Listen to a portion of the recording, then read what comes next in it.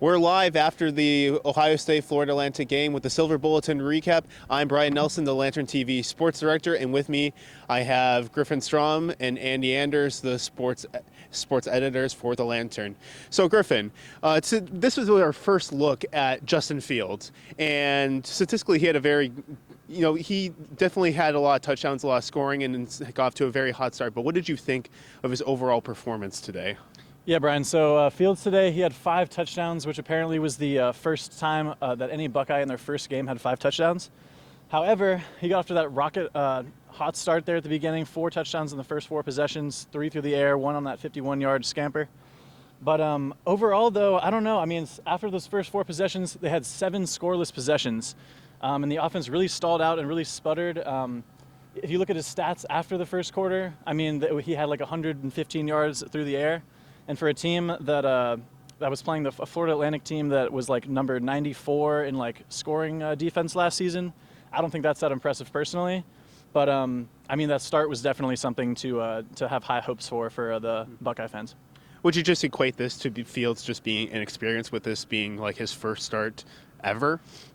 Yeah, I mean, I think it's kind of evident that the more pressure that Fields faces, the more he kind of looks to run and doesn't necessarily stick with his reads, as you kind of saw, and Day mentioned it in the postgame as well, that Fields kind of just like took a 4-yard sack or just ran out of bounds when he could have thrown it away, and there was another play when he missed Ben Victor going up the middle.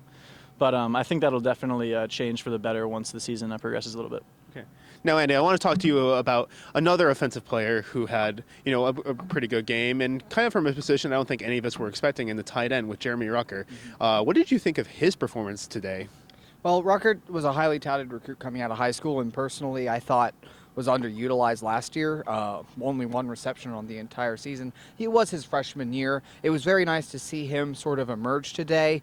2 touchdowns, receptions at tight end. Ohio State hasn't gotten a lot of production in the receiving game from their tight ends the past few seasons. Since they went under center as much as they did today, though, you might expect that a little more. More 2 tight end sets, more usage, and we didn't even see a catch from Luke Farrell, who led the team as a tight end in receiving last season. Were you surprised that, tight ends got so many looks today? I mean, Ryan Day, said before this game that they are primarily going to be looking to the wide receivers, and then the first catch of the game goes to Jeremy Rucker, and he gets 2 touchdowns. What are your thoughts on that? Nothing much has surprised me with Day's offense since he took over as coordinator and then as head coach.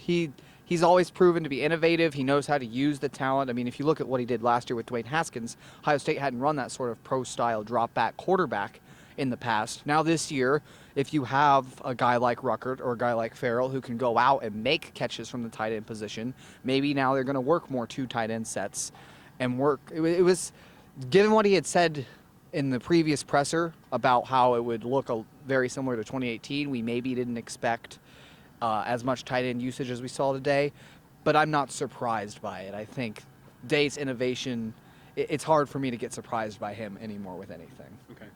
Now, Griffin, I want to shift focus kind of to the defense, talking about Chase Young. He had a really big sack early on. What are your kind of thoughts about how the defense performed today, especially as the game went on and Ohio State's offense couldn't get a lot of points on the board, so the defense was spending so much time on the field? Yeah, I honestly was kind of surprised that the defense only had that 1 turnover there at the end with Proctor on the interception, because it did seem like the defense was really dominating that Florida Atlantic offense early. The first stringers for Ohio State were definitely swarming the ball. They were really suffocating that offense. I mean, they had negative yardage at halftime, I believe, as well.